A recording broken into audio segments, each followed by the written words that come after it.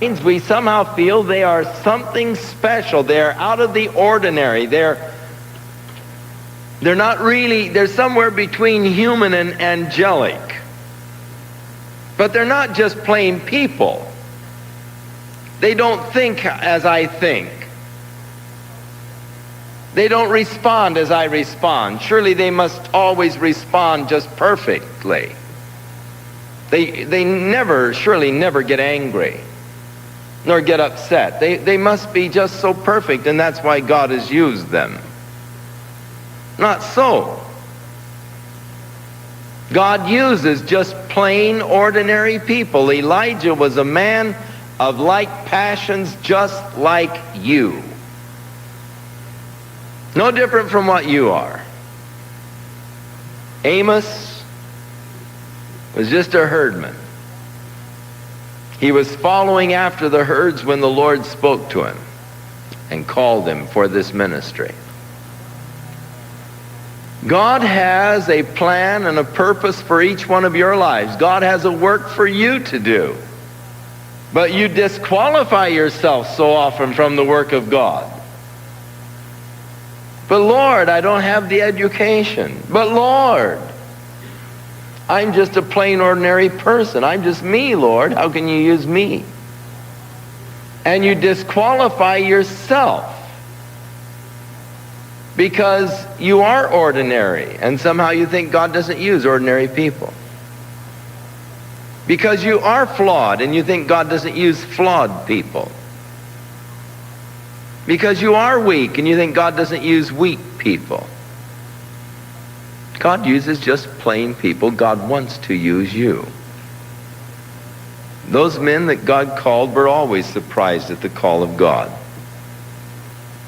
and many times sought to excuse themselves because of the fact that they were just plain. When God came to Gideon, as he was threshing wheat in the threshing floor of his father, and said to Gideon, "Go in this thy might and deliver Israel out of the hand of the Midianites." Gideon said, "Oh, Lord, you can't mean me. Hey, don't you know, my family, my father is nothing, and I'm the least of my father's household.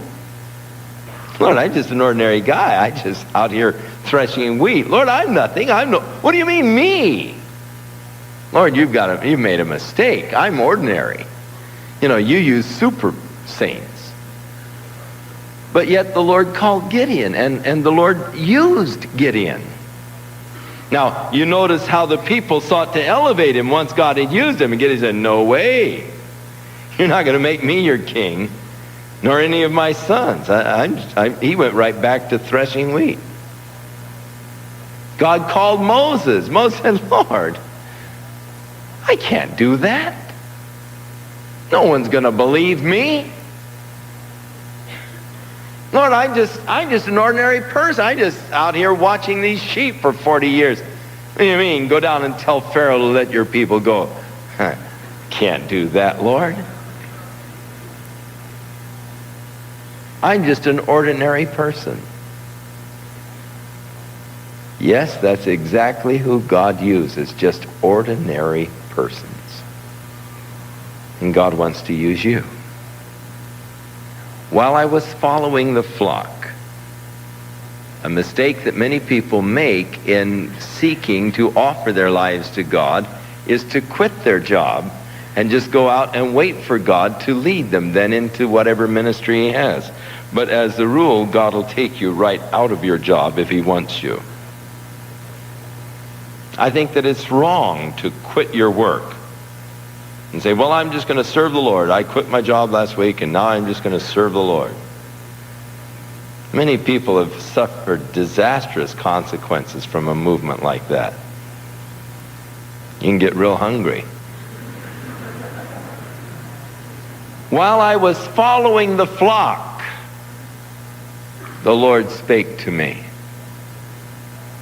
While Peter and John were mending their nets, Jesus came by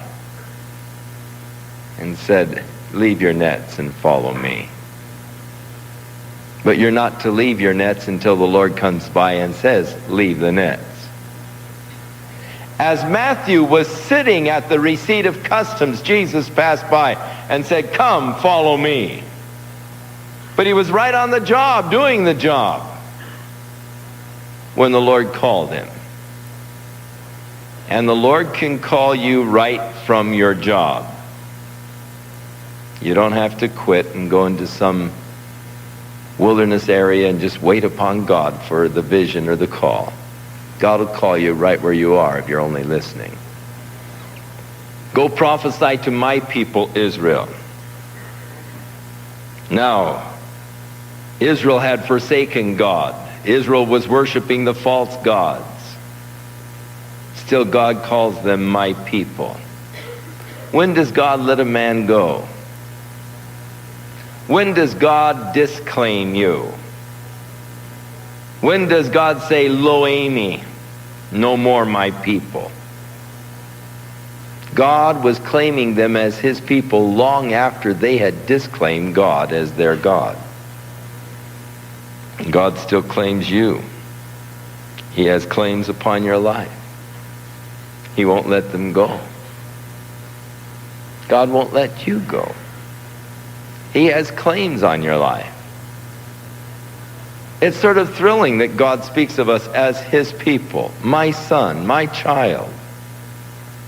That thrills me.